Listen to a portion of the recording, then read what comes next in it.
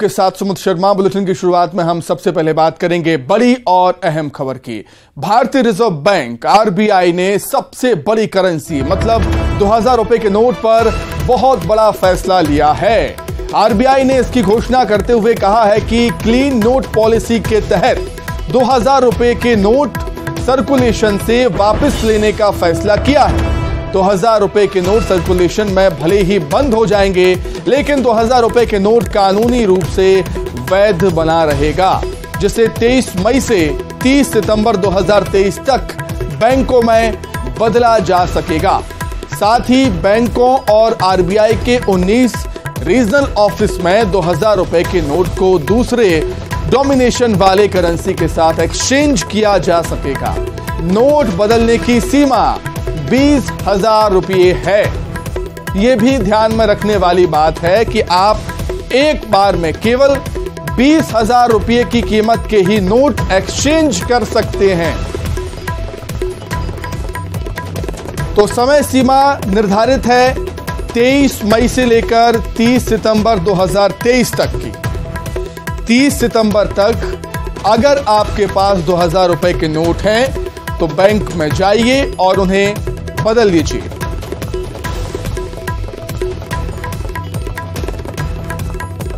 Reserve bank ने आज एक ऐतिहासिक फैसला लेते हुए 2000 के जो नोट हैं उसको सर्कुलेशन से बाहर किया है।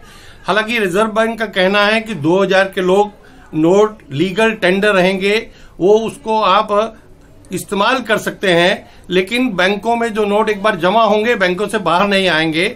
और रिजर्व बैंक का कहना है कि 30 सितंबर तक आप एक बार में 20,000 रुपए तक के 2000 के नोट एक्सचेंज कर सकते हैं और अपने अकाउंट में जमा कर सकते हैं। ब्लैक मनी को खत्म करने के लिए सरकार ने एक बहुत बड़ा अच्छा कदम लिया है।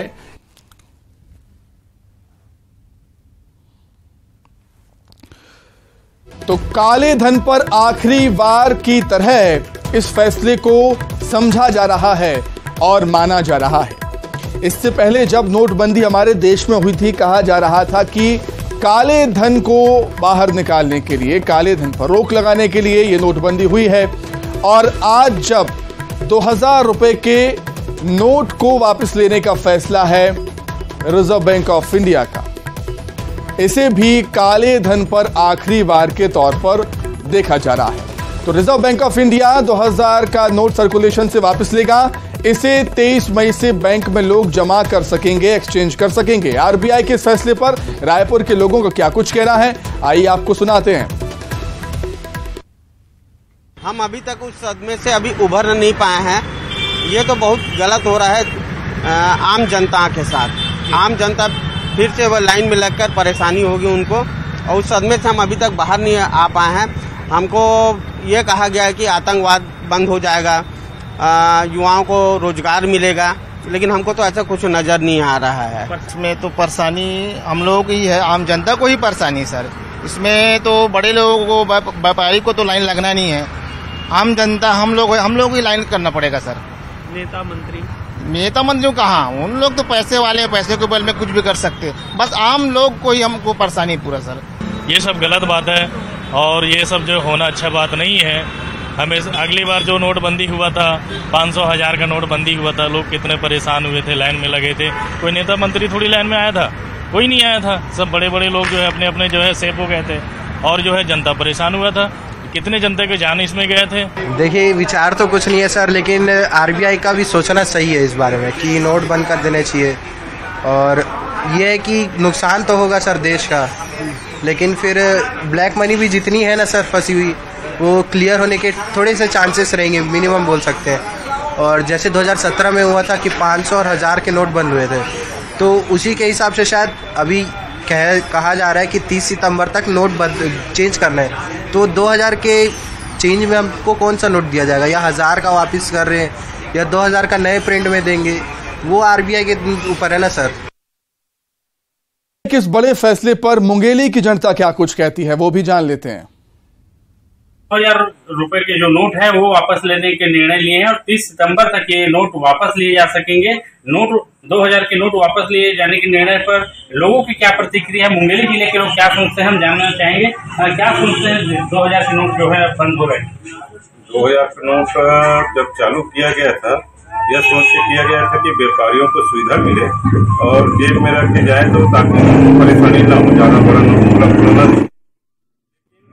उसका सोच सरकार के अनुरूप नहीं रहा और 2000 का नोट पूरे मार्केट से गायब हो चुका है, जिसके कारण नोटबंदी जो किया गया 2000 का नोट बंद किया गया है वो बहुत ही सराहनीय कदम है और 90 दिन का मोहलत दिया है वो भी सराहनीय कदम है कि उनको समय दिया गया। कम से कम पिछले समय जैसे समय नहीं दिया गया था, लेकिन इस समय दिया गया वो बहुत सराहनीय कदम है। कुछ और लोग हैं, उनसे जानना चाहेंगे 2000 के नोट जो है बंद हो रहा है, किस तरह से बंद होना चाहिए?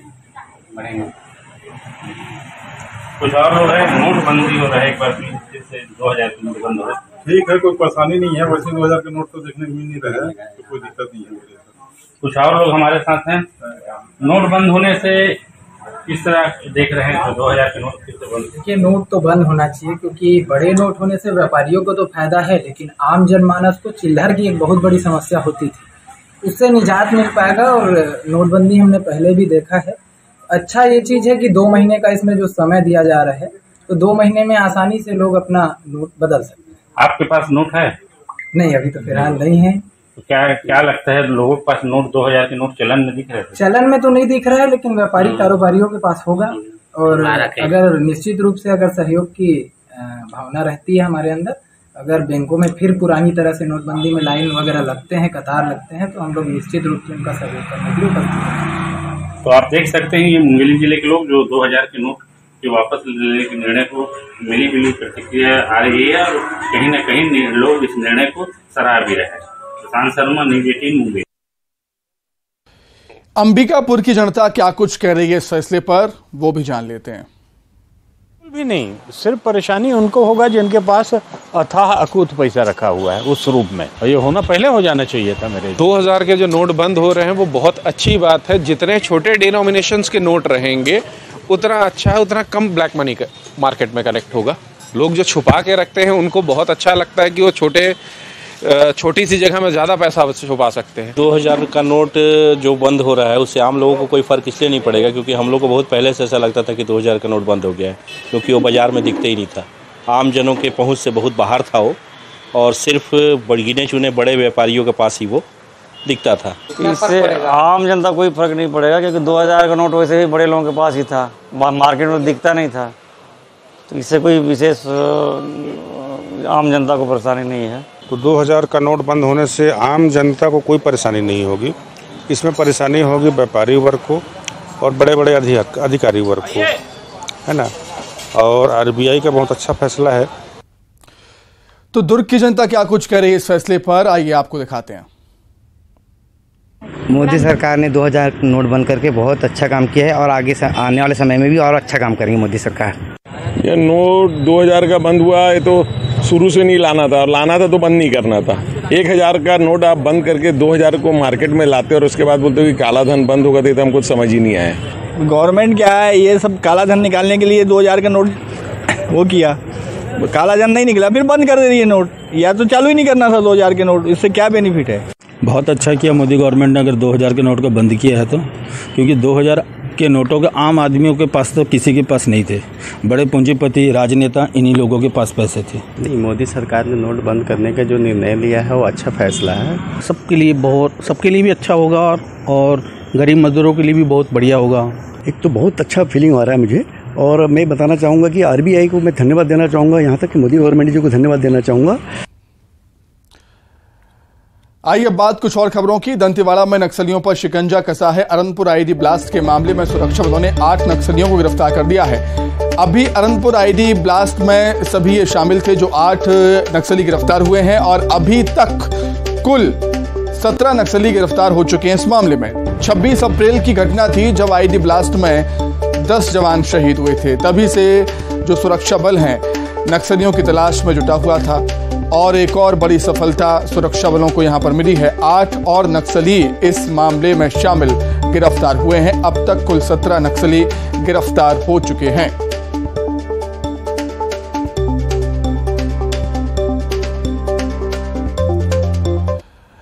अब बात करेंगे राजधानी रायपुर की, जहां पर एक बार फिर से चाकूबाजी हुई। पति ने पत्नी को चाकू मार दिया, घायल कर दिया। आपसी विवाद के बाद पति ने पत्नी को चाकू मारा है। गले और सिर पर चाकू से हमला किया है पति ने पत्नी पर। घायल पत्नी को अस्पताल में एडमिट किया गया। खरोरा थाना क्षेत्र का ये पूरा मामला।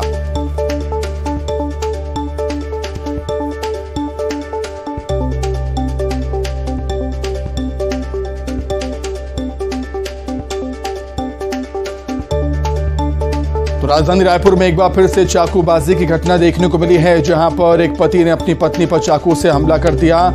आपसी विवाद में पति ने अपनी पत्नी पर चाकू से वार कर दिया सिर पर।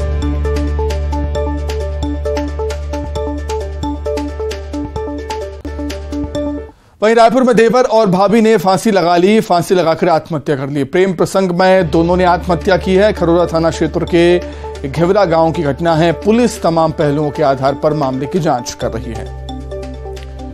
तो रायपुर में देवर और भाभी ने फांसी लगाकर अपनी जान दे दी। पेड़ पर दोनों के शव लटके हुए पाए गए। प्रेम प्रसंग में दोनों ने आत्महत्या की है, यह बताया जा रहा है। खरोरा थाना क्षेत्र के घेवरा गांव की घटना। हालांकि पुलिस ने केस दर्ज कर लिया है और मामले की जांच जारी।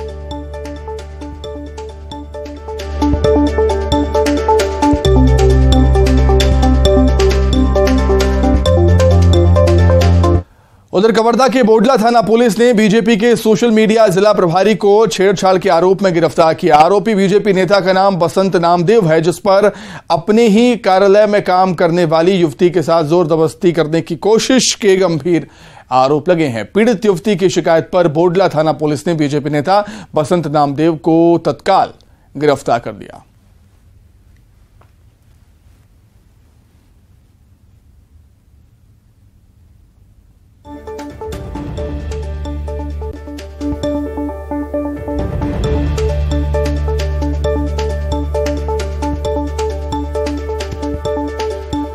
वहीं कवर्धा कोतवाली पुलिस ने नाबालिग लड़की को आत्महत्या के लिए उकसाने के आरोप में 2 युवकों को गिरफ्तार किया है। दोनों युवकों के प्रताड़ना से तंग आकर नाबालिग ने फांसी लगाकर आत्महत्या कर ली थी।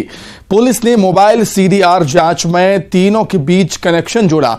नाबालिग लड़की का अभिषेक चंद्रवंशी नाम के युवक के साथ प्रेम प्रसंग था। वहीं इसमें आरोपी का दोस्त डोमेंद्र साहू भी लड़की को प्रताड़ित करता था, लगातार उससे बातचीत करता था। कुछ फोटोज के जरिए दोनों उसे ब्लैकमेल भी कर रहे थे, जिससे तंग आकर नाबालिग ने आत्महत्या कर ली थी।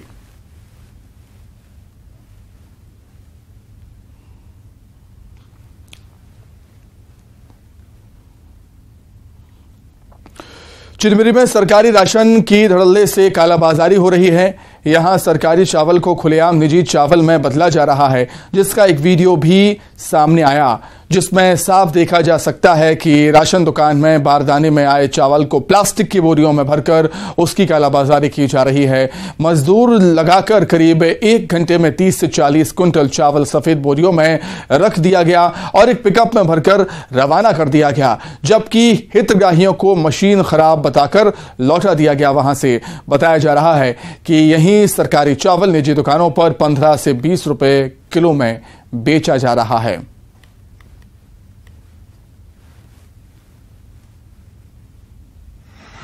हाँ, वो तो शिकायत जो है ना मेरे संज्ञान में आया था और मैंने तत्काली में जो फूड इंस्पेक्टर है वहाँ जो पदस्थ है उनको बताया था और उनको विधिवत जांच करने का निर्देश भी दिया था।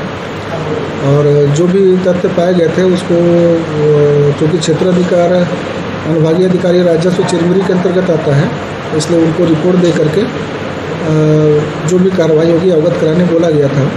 तो जैसे रिपोर्ट आएगी उसके पश्चात ही आगे कार्रवाई संभव हो पाएगा। रायगढ़ नगर निगम ने बारिश के दिनों में नालों की सफाई नहीं होने की वजह से जलभराव के हालात देखने को मिल रहे हैं। नगर निगम इस बार बारिश से पहले पूरी तरह से नाली साफ करने का दावा कर रहा है। रायगढ़ नगर निगम के बीचों बीच केलो नदी का बहाव रहता है, इस वजह से नालियों का जलस्तर बढ़ा रहता है और जब कचरा जमा हो जाता है तो गंदा पानी मोहल्ले में घुसने लगता है। गंदगी ना हो इसके लिए लोगों को समझाइश भी दी जा रही है। रायगढ़ नगर निगम के 48 वार्डों में बड़ी नालियों और सकरे पुल पुलियां होने की वजह से कई वार्डों में सफाई करने में समस्या आ रही है। जहां पर बड़े मशीन से साफ सफाई नहीं हो पा रही, ऐसी जगहों पर सफाई कर्मियों से नाले में उतरकर सफाई करवाने के निर्देश भी दिए गए।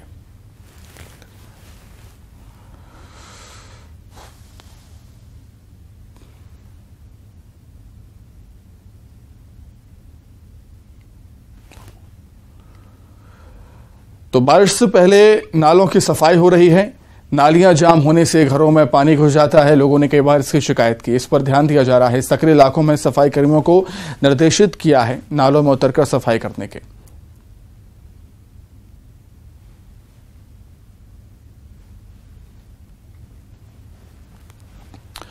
वहीं कोरबा के सिटी कोतवाली निवासी एक शख्स पिछले 4 महीने से अपनी पत्नी की तलाश में दर दर की ठोकरें खा रहा है। संजय नगर सीतामढ़ी के रहने वाले श्रीकांत तिवारी की पत्नी पूनम देवी 17 जनवरी से लापता हैं, जिसके बाद से श्रीकांत तिवारी अपने 2 बच्चों के साथ पुलिस प्रशासन के लगातार चक्कर लगा रहे हैं, लेकिन अभी तक उनकी पत्नी का कोई अता पता नहीं। श्रीकांत तिवारी का कहना है कि उन्होंने कई बार पुलिस में शिकायत की, लेकिन कोई सुनवाई नहीं हो रही है। दूसरी तरफ उन्हें अपने 2 बच्चों के पालन पोषण में कठिनाइयों का सामना करना पड़ रहा है। बच्चों का अपनी मां के लिए रो रो कर बुरा हाल है। अपने जाने में जहाँ जहाँ पता लगा कि ई कलर की औरत है, वहाँ खोजते रहे, ढूंढते रहे, हमारा कहीं नहीं मिला।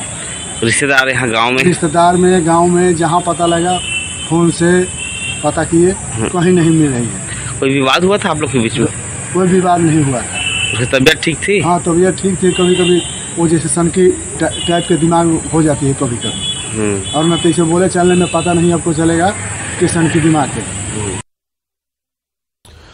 करियाबंद में धमतरी विधायक रंजना साहू की कार का एक्सीडेंट हो गया। हादसा कोदोमाली तौरेंगा मार्ग के पास हुआ, जहां एक्सीडेंट के बाद कार पलट गई। गनीमत यह रही कि कार में मौजूद रंजना साहू और उनके समर्थकों में से किसी को भी गंभीर चोट नहीं आई। मामूली रूप से घायल विधायक और उनके समर्थकों को मैनपुर अस्पताल में ले जाया गया, जहां पर उनका इलाज हुआ।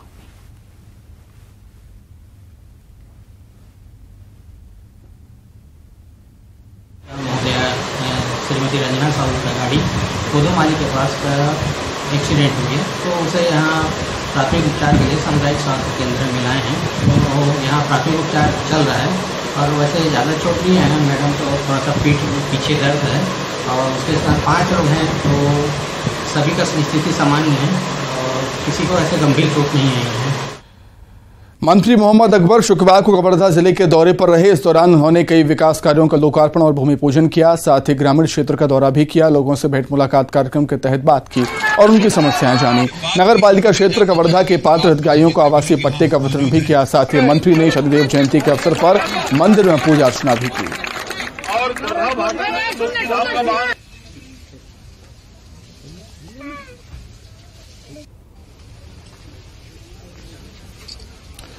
गरियाबंद से खबर है, जहां पराली में लगी आग सैकड़ों एकड़ खेत में फैल गई। पराली में आग लगी थी। राजिम क्षेत्र के ग्राम परसदा जोशी की घटना है। कई किसानों का धान जलकर राख हो गया। जान जोखिम में डालकर किसान आग को बुझा रहे हैं। न्यूज़ 18 की टीम मौके पर पहुंची है। ये तस्वीरें आपको दिखा रहे हैं किस तरीके से जो किसान हैं वो जूझ रहे हैं आग बुझाने के लिए।